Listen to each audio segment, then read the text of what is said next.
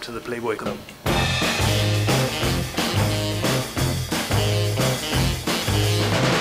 My name is Scott Murphy. I am the production designer on NBC television show The Playboy Club. A production designer's main responsibility is telling the story, whatever the story is in the script, from a visual standpoint, which includes a whole art department, set designers, assistant art directors, graphic designers. It's much more detailed than that, but overall, my main responsibility is to help tell the story. Going into a job like this, there's an immense amount of research needed, especially this, which is based on a real place at a specific time. We're set in 1961. I was able to go over to Playboy Enterprises and meet with their archivist, and we put together an entire reference Bible that had period photos of the Playboy Club and the Playboy Mansion. This is one of the elements that I really loved, were these backlit champagne bottle holders, so we incorporated that design into our stage set. That's the kind of thing that looks really great on camera. And then in terms of the style, trying to use the original club, and not just the Chicago club, but other clubs from the same era. There was the New York club, the Montreal club, and what I tried to do was pick and choose the best elements from each club that would have the most pop on camera. What we tried to do is be true to the spirit of it and be rooted in the history, but not be completely confined by it. As cool as the original club was, trying to shoot an ongoing television series in there, I think would be very difficult.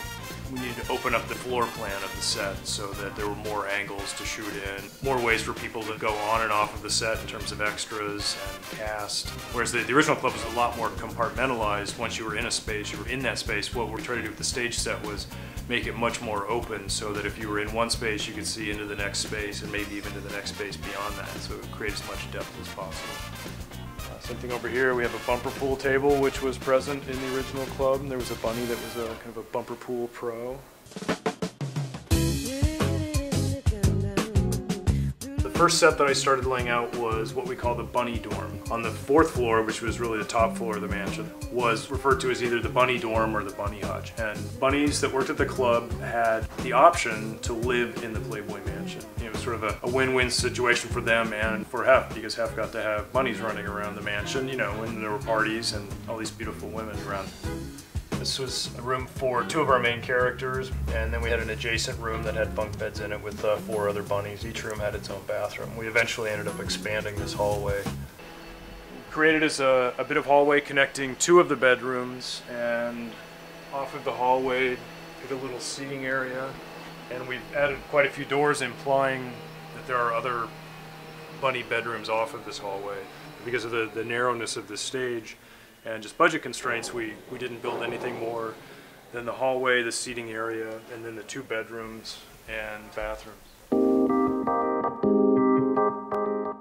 This was called the Red Room. It was one of the guest rooms in the mansion.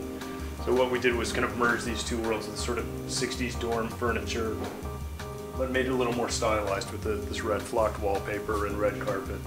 We use actual vintage glass. It's called a Rondell glass that's not made anymore. We use that in the bathrooms. This is a vintage wallpaper that we ended up using. Tried to keep it as true to the period as possible.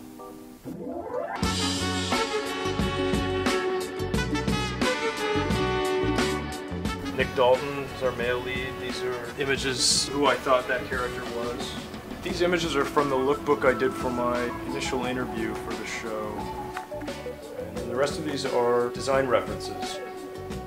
This is the layout that I did for the apartment, which entered right off of an elevator. We've got a sunken living room, fireplace, we've got a dining room, we've got a kitchen, corridor going back to the master bedroom, bathroom, and walk-in closet.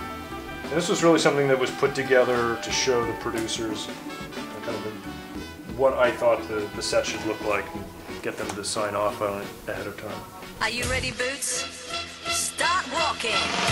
Then we step down into the showroom. From a practical standpoint, getting this is the biggest space in the club, at least on our stage set. And I looked at doing this up like half a level, but just practically having this big of a space, and it's a space where we often have like techno cranes and heavy equipment. It made more sense for it to be on the stage floor. These are the ground plans for the club with all of the lighting placement. Each one of these lights has an individual number. It's all programmed into their computer. There They're all on dimmers. Ultimately, it's up to the cinematographer to light the set, but what I've tried to do in this set and the other sets is incorporate as many practical lighting elements as possible. Really give the cinematographer a head start. We've got lighting all over the place. These backlit elements like the Mondrian-esque panels up top, these sort of Leroy Neiman-esque cityscapes. What looks like white marble up there, there's lighting behind that that's washing up the wall. Got the backlit elements behind the bar. They're trying to keep a wall that big interesting. What do you do? My first real job in the television and film business was a soap opera called Santa Barbara.